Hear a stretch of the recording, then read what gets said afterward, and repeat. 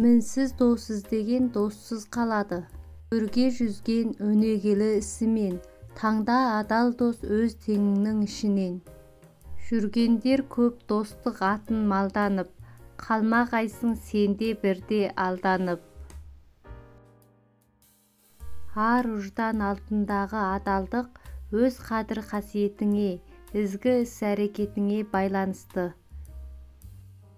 Шын беріле қызықтаған нәрсе ғана адамның жүрегінен орын алады. Шыншылдық адалдықпен ағзалас. Тәрбиесіз алынған білім адамзаттың қас жауы. Тіршілікте құрыштай бол төзімді, сан мәрте ел алдаса да өзіңді. Адам мақсатына өзін өзі жетілдіру арқылы жетеді. Өнер біткеннің бәрі бірдей, бір адамның құшағына сыймайды. Білімді болу деген жаңалық ашуға қабілетті болу. Мінез жанның айнасы. Тәрбиелеу дегеніміз адамның бойына білімге негізделген этикалық құндылықтар мен өнер қуатын дамыту. Тағдырыңды еш уақытта жазғырма, кезде дағы әзәзілдер азғырған. Шын білім ақиқат, анық білім. Ғақылия көзбен қарасаң, дүние ғажап, сен есік. Жақылы көзбен қарасаң, дүние қоқыс, сен меншік. Адамның басына қонған бақыттың тұрақты болуы жақсы мінез құлыққа байланысты. Мінезбен ақыл жарасса, адамгершілік ұтады. Адамның тәндік жаратылысының дамуының негізгі көрсеткіші деннің саулығы. Өзгенің пікірін иемденіп кету надандық, һәм ниеті арам адамға лайық іс. Өнердің теориясын меңгеру дегеніміз өнерге қатысты мәселелерді ақыл арқылы ұғыну және талғам қабілетін игеру. Ақыл парасат күші адамның ойлауына, пайымдауына, ғылым мен өнерді ұғынуына және жақсы қылық пен жаман қылықты айыруына көмектесетін күш. Білім қуған жанның ойы күнделікті күйбіңнен көп алыста жатады. Ғылым адам санасына болмысы бөлек, ерекше ұтылы ұғымдарды орнықтыру арқылы ғана терең ұялайды. Ғылыммен айналысам деген адамның ақыл ойы айқын, ерік жігері зор, тілек мақсаты ақиқат пен адалдыққа қызмет етуге талап жолында болуы шарт. Жай ләззат іздеу, кәсіпқұмарлыққа ұқсас әрекет онда болмысқа керек. Өз ісінің білгірі, һәм шебері атану үшін жақсы жұмыс істеп, жеттік білуге ұмтылу керек. Қандай әрекет жасап, қандай іс істер болсаңыз да, игілігін көріп, рақатына бөленуді мақсат тұтқан жөн. Адамға тән бір жақсы қасиет, өзін қоршаған әлемнің әсемдік сырларына үңілу, содан рухани нәр алу, өзінің нәзік сезімін образдар арқылы паш ете алу. Даналар талай ныстан тапқанымен, тапқан жоқ тектіктің тегін әлі бірі. Мінез құлық міні рухани кеселге жатады.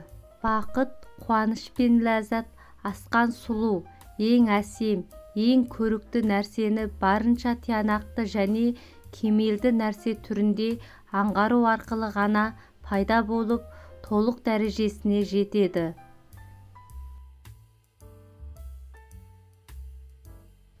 Бақыттың мәні парасаттылықта, әркімнің өз алдына игілікті мақсат қоя білуінде, адамның өз мінез құлқын, іс-әрекетін ерікті түрде өзгертіп, игілікке бағыттап отыруында. Қандай ғылым болса да, ол адам санасына дербес, ерекше мәндерді ұғыну арқылы ұялайды. Ғылым үйренем деген адамның ақыл ойы айқын, ерік жігері, тілек мақсаты, ақиқат пен әділдік үшін талап жолында болуы шарт. Жай ләззат іздеу, кәсіп құмарлық, ұқсас әрекет онда болмасқа керек. Тіршілікте құрыштай бол төзімді, сан мәрте ел алдаса да өзіңді. Тағдырыңды еш уақытта жазғырма, кезде дағы әзәзілдер азғырған. Адамның тоқымашы не қатшы болып тумайтыны тәрізді, қайырымдылық пен қайырымсыздық та жаратылыстан бойға өтпейді. Адамның тәндік жаратылысының дамуының негізгі көрсеткіші деннің саулығы. Ізгі және қажетті шаруа атқарған адамның бәсі де жоғары болуы керек. Адам кез келген жұмысқа жарамды бола бермейді. Өз ісінің білгірі, қам шебері атану үшін жақсы жұмыс істеп, жеттік білуге ұмтылу керек.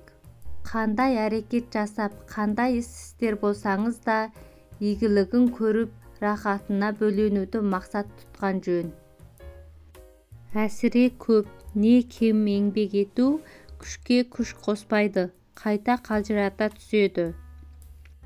Адамның жақсы әрекеттер жасауға да, жаман әрекеттер жасауға да туа бітті мүмкіндігі мен қабілет-қарымы жетеді.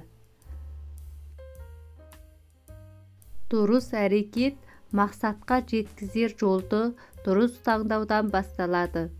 Ең тамаша әрекет бақытқа қол жеткізетін еркіндік. Талпыныс тәжі табандылық. Өнер біткеннің бәрі бірдей, бір адамның құшағына сыймайды. Поэтикалық шығармалардың қай-қайсысы да бір нәрсені қиялмен жақсы бейнелеп шығуға ғана арналады.